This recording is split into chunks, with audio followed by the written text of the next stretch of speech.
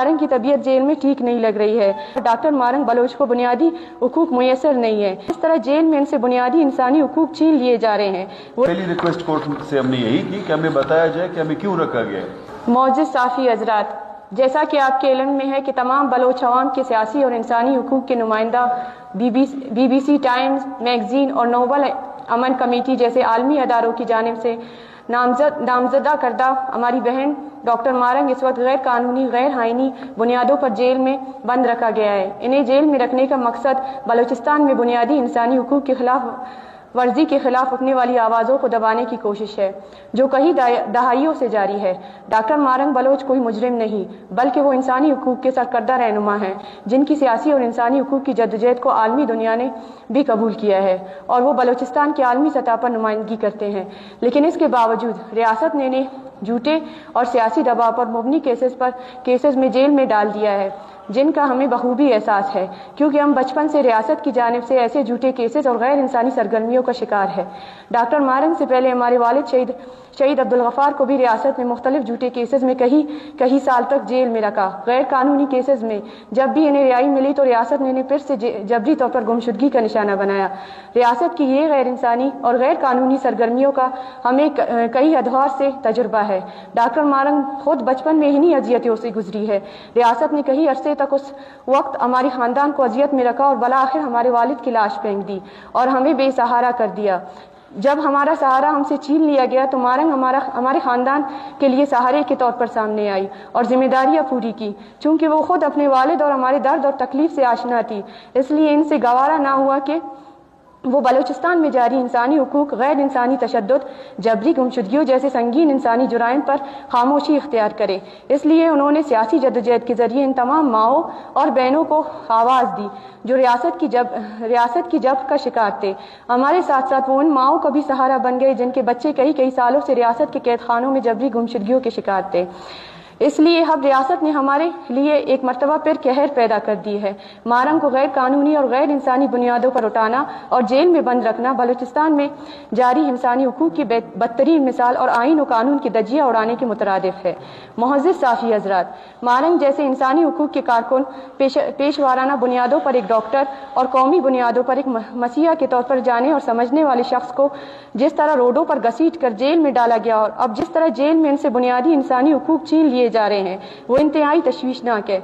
अदालतों की जानिब से वाज़ेह अहकामात के बावजूद एजेंसियों के एहलकारों के अहकामात पर डॉक्टर मारंग बलोच को बुनियादी हुकूक मुयसर नहीं है। इन्हें लवाकिन से मिलने नहीं दिया जा रहा है। गुज़श्ता 3 दिनों से हम मुसलसल जेल के चक्कर काट रहे हैं और मुझे सिर्फ एक मरतबा एहतजाज करने की धमकी के बाद ही चंद सेकंड के लिए छोड़ा गया है, जबकि बाकी फैमिली मेंबरान को उस हक से भी महरूम रखा गया है, जबकि जेल में इनके साथ बदतरीन और गैर इंसानी सलूक रवा रखा जा रहा है, जो इंतहाई तशवीशनाक है। पुलिस की जानिब से हमें साफ खाना देने की सहूलत से महरूम रखा गया है, जिसकी वजह से मारंग की तबीयत जेल में ठीक नहीं लग रही है, जबकि एजेंसियों के एहलकारों के अहकामात पर सेल के चारों अतराफ हत्ता के वाशरूम के सामने भी कैमरे नस्ब किए गए हैं, जो बुनियादी प्राइवेसी के खिलाफ वर्जी है और तमाम गैर इंसानी गलत और बदतरीन टॉर्चर का बुनियादी मकसद मारंग बलोच को इनके बुनियादी और इंसानी हुकूक के जद्दोजहद से महरूम रखना है। हम इस रियासत के जब्र का पहले भी कई मरतबा शिकार हुए हैं। हमारे वालिद शहीद अब्दुल गफ्फार लांगो को भी रियासत ने बदतरीन तशद्दुद करके उनसे सियासी जद्दोजहद का हक छीन नहीं सका, जिसके बाद इन्हें तशद्दुद ज़दा लाश की सूरत में हमें वापस कर दी और अब रियासत यही बदतरीन जब्र और वहशत का रवैया और अजियत हमें मारंग की जेल में रखने की सूरत में दे रही है। लेकिन हम इन मुजालिम पर किसी भी तरह खामोश नहीं रहेंगे और रियासत पर वाजिया कर देना चाहते हैं कि मारंग बलोच के साथ होने वाली नाइंसाफियों के खिलाफ हम शदीद एहतजाज और जद्दोजहद करेंगे। ये बात रोज़ रोशन की तरह आया है कि मारंग कोई मुजरिम नहीं, बल्कि इन्हें सियासी मकासद दबाव की बुनियाद पर जेल में कैद रखा गया है। इसलिए रियासत ज़र्फ का मुजाहरा करते हुए इन्हें सियासी कैदी जैसे हुकूक दे और हमें सख्त इक़दामात उठाने पर मजबूर ना करे। मारंग बलोच के सेल को एजेंसियों के एहलकारों के हवाले करने के बजाय और इनके साथ गैर इंसानी रवैया रखने के बजाय उन्हें अपने आइन में मौजूद हक व हकूक़ दिए जाए। मौजूद साफ़ी हज़रात, हम आपके तवसत से दुनिया भर के साफ़ी हज़रात, इंसानी हुकूक के कारकुन, सियासतदान और तमाम मुतल्लिक़ा अफराद को पैगाम देते हैं कि वो मारंग बलोच के साथ जेल में होने वाले इस गैर कानूनी और गैर इंसानी रवैये के खिलाफ सख्त आवाज़ उठाए। उद्दा जेल की कमांड इस वक्त पुलिस के हाथों में नहीं बल्कि सिक्योरिटी एजेंसियों के एहलकारों के हाथों में दी गई है, जो अपनी तरफ से मारंग बलोच को शदीद अजियत से दोचार करने की कोशिश कर रहे हैं ताकि ज़हनी और फिक्री बुनियाद पर इसे कमज़ोर बनाया जा सके, जो किसी भी तरह मुमकिन नहीं है। इसलिए हमें खदशा है कि रियासती अदारों के एहलकार मारंग बलोच को कोई बड़ा नुकसान न पहुँचाए। रियासत को वाज़िया कर देना चाहते हैं कि हम सियासी और पुरअमन लोग हैं और बुनियादी इंसानी हुकूक पर यकीन रखते हैं। ताकत और तशद्दुद आज से 2 दहाई पहले ना तोड़ पाई है और ना अब तोड़ पाएगी।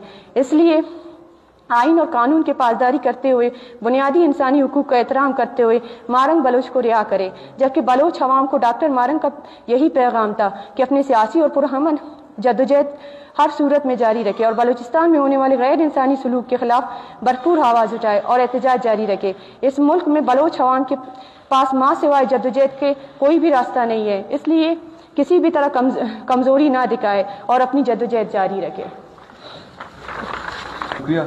इमरान बलोच एडवोकेट, मैं डॉक्टर मारंग साहिबा को एज ए काउंसिल रिप्रेजेंट कर रहा हूँ बिफोर द कोर्ट।